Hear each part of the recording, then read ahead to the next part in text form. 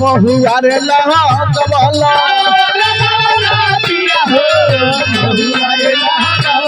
काहे ना लगवला पिया हो काहे ना लगवला पिया हो मिमिया के कथिया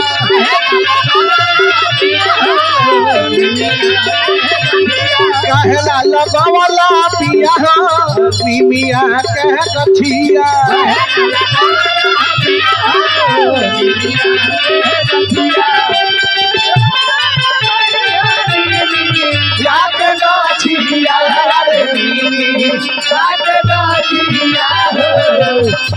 हो माई जाहो जाहो हो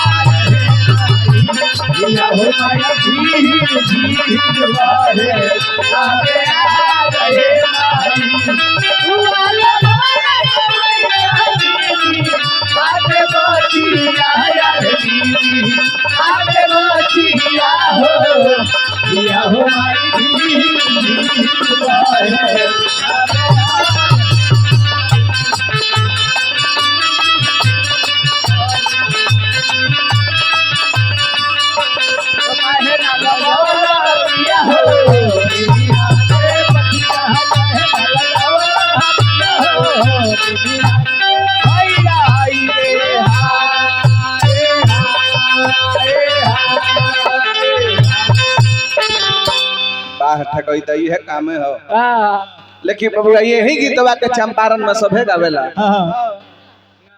अच्छा खुदरा मांगता रहो 50 रुपए खुदरा मांगता रहो भाई कौन हमने के घर से लेके आई ले हाँ हाँ ए बाबू यही गीतवा के हमने के चंपारण में पहले पुरानिया लोग आवत रहे कैसे कैसे अरे मावा लगावा लाए पिया हो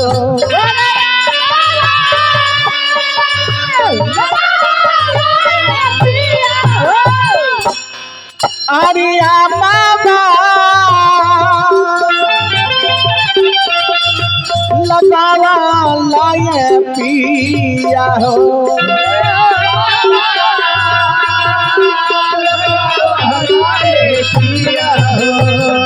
राजा जी अरे महुआ लगावा लाए पिया हो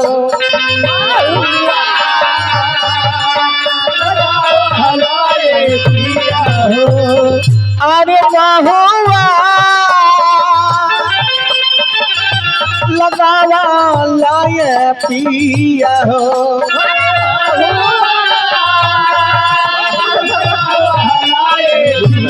लेके बबुआ एगो भक्त माई से कहले के माई आज तहरा दुआरी जे भी जाला है माई सभे खाली हाथ जाला हो जय हो भक्त माई से निहोरा कहले के माई हे मां तोहरा दुआरी अपमैनी बन के रे भी खरिया दुआरी अपमैनी बन के भी खरिया तोहरी दुआरी अपमैनी बन के रे भी खरिया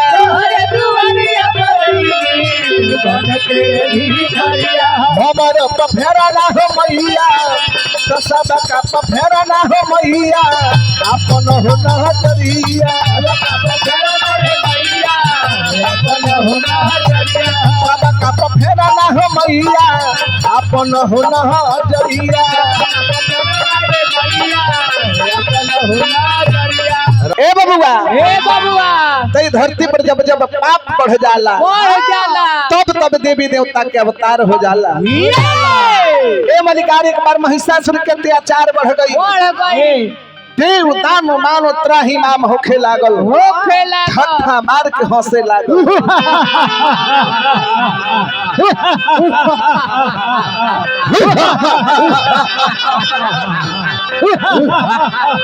सब देवी देवता मिलके माई दुर्गा के बोलौले बा अब माई दुर्गा महिषासुर के नगर में घूमत तारी महिषासुर ठट्ठा मार के हंसे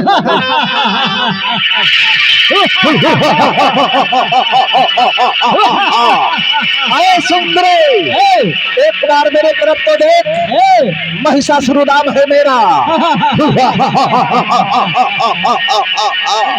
नहीं जानता इस महिषासुर को। आए सुंदरे, एक बार मेरे तरफ तो देख, युद्ध करे युद्ध।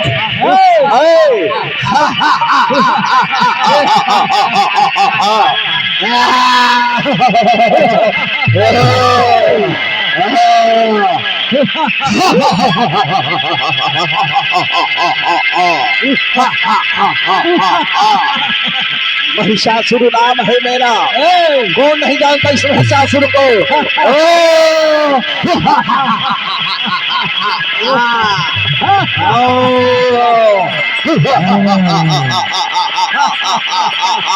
आए सुंदरी, आओ आओ। महिषासुर नाम है मेरा। कौन नहीं जानता इस महिषासुर को। युद्ध करो।